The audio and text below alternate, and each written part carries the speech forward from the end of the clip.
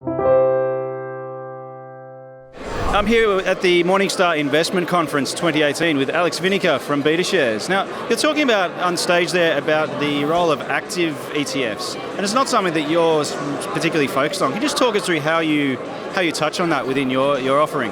Sure. Well, look, first of all, I'll say, Glenn, that we are certainly a believer at BetaShares that there is space under the sun for both passive investing and active investing. The vast majority of our clients adopt some form of indexing or passive investing together with active.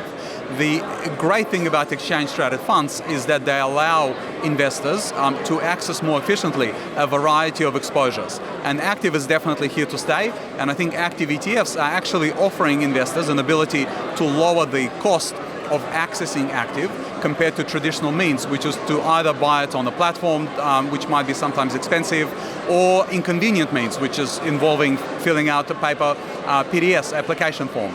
At BetaShares, we are not an actively managed business. We're not an active manager.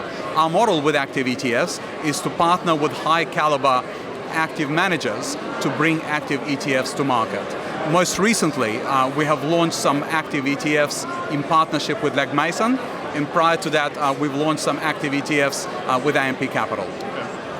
And also, is there something of an evolution in the way that ETFs are being used within portfolio construction by individual investors? You're talking fixed income, for instance, is one area. Absolutely, Glenn. Look, the one thing we're seeing with exchange-traded funds at the moment is that the usage and the way people are using ETFs has evolved quite significantly. Previously, ETFs were all about buy and hold investing and very much around sort of basic portfolio construction. What we're seeing at the moment is that ETFs, firstly, are used more tactically, and secondly, used quite specifically to manage risk in the portfolios. If I can give an illustration with fixed income, which you mentioned, a significant number of investors that we're speaking to at the moment are concerned about the fact that we are in an era of rising interest rates. Traditionally, a fixed income investor with duration exposure in the portfolio would be quite concerned about that, and the only way for them to address that traditionally would be to sell out of fixed income. Now what we've seen with the ETF market is ETFs which allow investors to obtain floating rate bond exposure. So fixed income is certainly an area that we see a lot of growth in.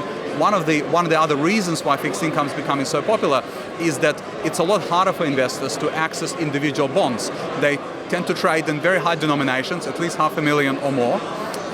And when you're thinking about constructing a diversified portfolio of fixed income securities, it's really only possible for institutional or very wealthy individual investors. So what fixed income ETFs are doing is really democratizing the asset class for the advisors in Australia and for the self-directed SMSF investors.